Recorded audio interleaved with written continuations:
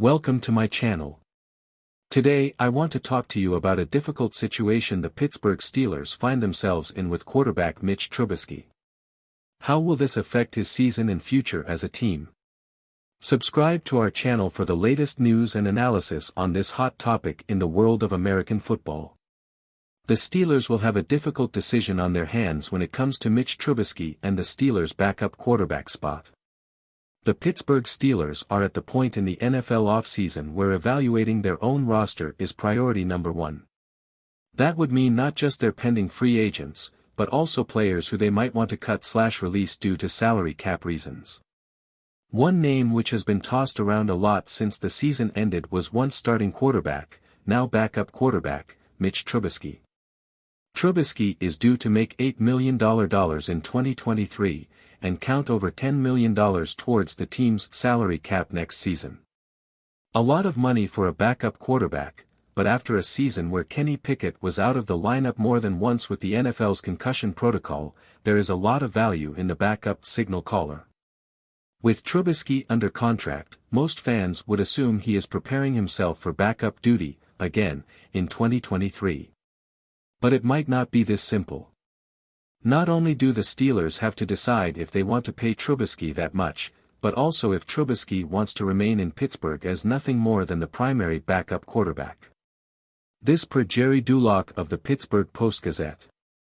The Steelers have to decide if they want to pay a backup quarterback $8 million in salary, not counting incentives, and have him count $10.625 million against the salary cap in 2023.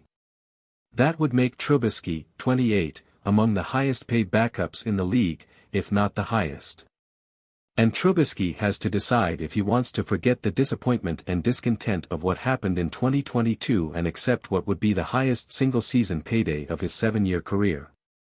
This is the point where some fans would say, he's under contract, it doesn't matter what he thinks of being a backup. In a sense, this is true, but Trubisky also has the power to ask the team for his outright release. Plenty of players have done this before, hoping to land in a spot where they can compete for a starting job. When you considering the overall career arc for Trubisky, you have to believe he is hoping for one last chance to be a starter, and that chance isn't likely to happen in Pittsburgh. There is a strong chance Trubisky sees this as his last opportunity to get that shot. However, this is all under the assumption the Steelers want Trubisky back, and to pay him at his current rate. The Steelers can't restructure Trubisky's contract considering he is in the final year of his current deal. The only way to get that cap hit to come down would be to give him a new contract, likely in an extension, and turn some of his salary into a signing bonus. All of that is very unlikely to happen. So, what would the Steelers do if Trubisky says he wants out, and tells the organization he won't report in 2023? The team could have no option but to try and trade him before releasing him.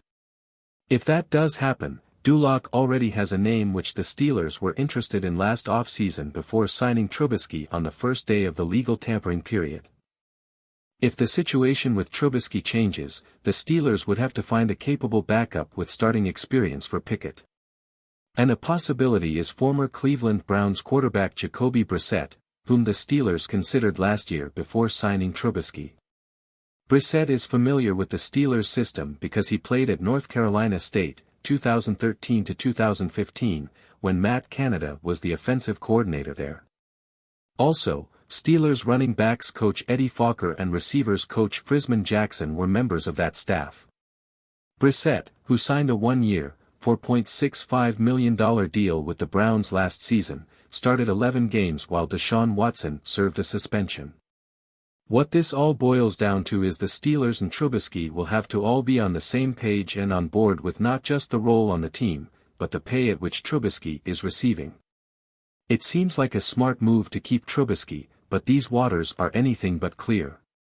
If Trubisky does want out of Pittsburgh, it's likely he, or his agent, will make this information publicly known before the start of free agency, March 13th. At the end of the season, it was Trubisky who said he regretted signing with the Steelers on the first day of free agency a year ago. Instead, taking a more patient approach to the process. Everything happened kind of quick, Trubisky told Brooke Pryor of ESPN. I didn't really have a long time to think of the decision. I wish I would have taken some more time and not just signed the first day of free agency. Looking back on it, just try to do some more research. But I felt like they were interested. I felt like it was a good opportunity to possibly get back on the field, but nothing's guaranteed.